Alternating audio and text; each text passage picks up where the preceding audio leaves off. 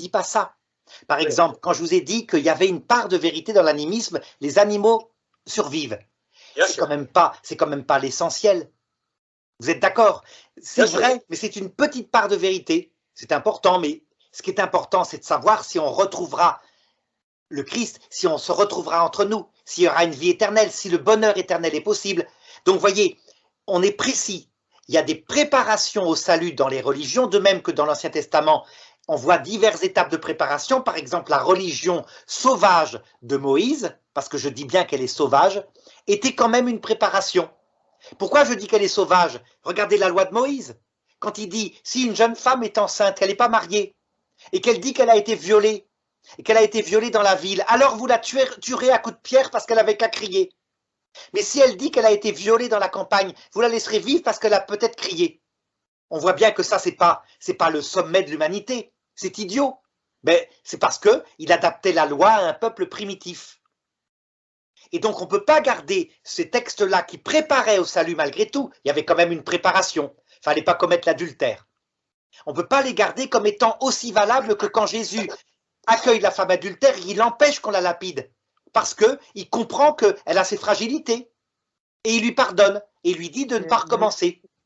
Donc, vous voyez. Alors, si je conclurais pour la question, tout ne se vaut pas. La religion chrétienne est celle qui donne la plénitude de la vérité, mais justement parce qu'elle donne la plénitude de la vérité sur le sens de la vie, on est capable de prendre dans les religions les espaces de vérité qu'elles ont, comme par exemple dans l'animisme, la survie des âmes comme fantômes dans les maisons si on ne les aide pas.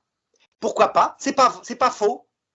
Saint Patrick le disait, Saint Malachie le disait, et les prêtres en Occident le redécouvrent.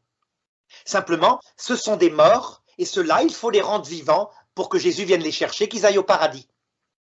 Et monsieur Arnaud, justement, à ce propos, on pose la question à Jésus qui es-tu, mais il dit quelque chose d'intéressant, je crois même dans le texte de la femme adultère, dans le texte de Jean 8, il dit que depuis qu'Abraham fut, je suis.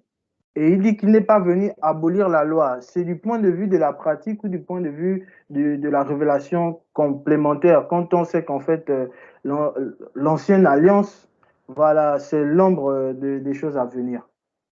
Il l'accomplit. Vous voyez, c'est un peu comme si, regardez, vous épousez une femme. Je reprends toujours cette analogie-là. Ça n'abolit pas les lettres d'amour qu'elle vous a envoyées avant. Mais les lettres d'amour s'en fout par rapport à elle qui est maintenant votre femme. Eh bien, Jésus, c'est pareil. Les anciennes préparations, il ne les abolit pas. Ça nous permet de comprendre comment petit à petit il nous a affinés. C'est notre histoire. Mais évidemment, c'est lui qui accomplit tout. Donc, par exemple, on ne va pas maintenant continuer comme les ancêtres à ne pas manger du cochon. Eux, c'était pour leur signifier, parce qu'ils étaient primitifs, qu'il ne fallait pas se comporter comme un cochon. Maintenant qu'on a Jésus, on comprend que le vrai sens, c'est que tu ne dois pas te comporter comme un cochon. Donc on mange du cochon. Et Jésus a libéré de la pratique ancienne, il l'a accompli pour lui donner son sens spirituel. Voilà. D'accord, et on va essayer de passer un peu sur la question des signes apocalyptiques. Voilà, Oui. parce que certains font le